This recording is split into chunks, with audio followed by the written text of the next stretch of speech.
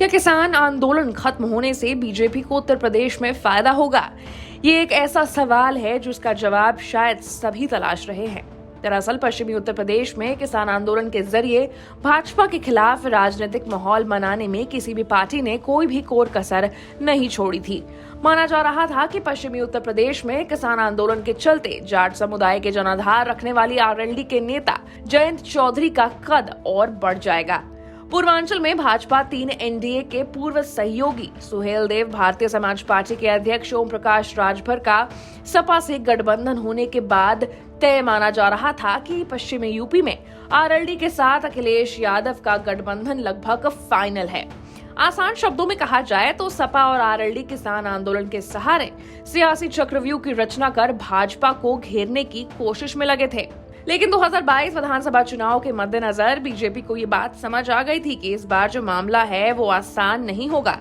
एक तरफ भाजपा की ओर से जातियों को साधने की कोशिश की जा रही थी, तो वहीं दूसरी ओर योगी आदित्यनाथ ने हिंदुत्व के एजेंडे पर अपना फोकस बनाकर रखा।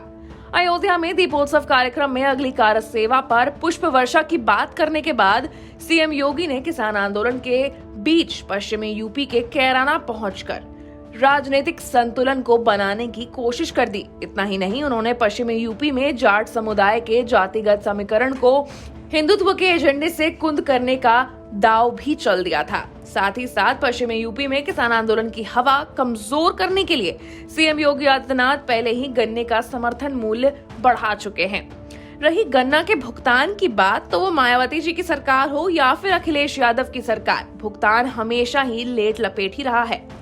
योगी सरकार की माने तो 4 सालों में प्रदेश सरकार ने गन्ने का 1,42,650 करोड़ रुपए का रिकॉर्ड भुगतान कर चुकी है। हालांकि इससे इतर योगी आदित्यनाथ का धर्म चक्र पश्चिमी उत्तर प्रदेश के 29% मुस्लिम मतदाताओं और जाट समीकरण को तोड़ने के लिए तैयार किया जा रहा था। पश्चिमी यूपी में बटे हुए विपक्ष और भाजपा के अपने वोट बैंक के सहारे जीत की संभावनाओं को बल देने के लिए हिंदुत्व का एक ऐसा कार्ड है जो पश्चिमी यूपी के सारे समीकरणों को ध्वस्त कर सकता है।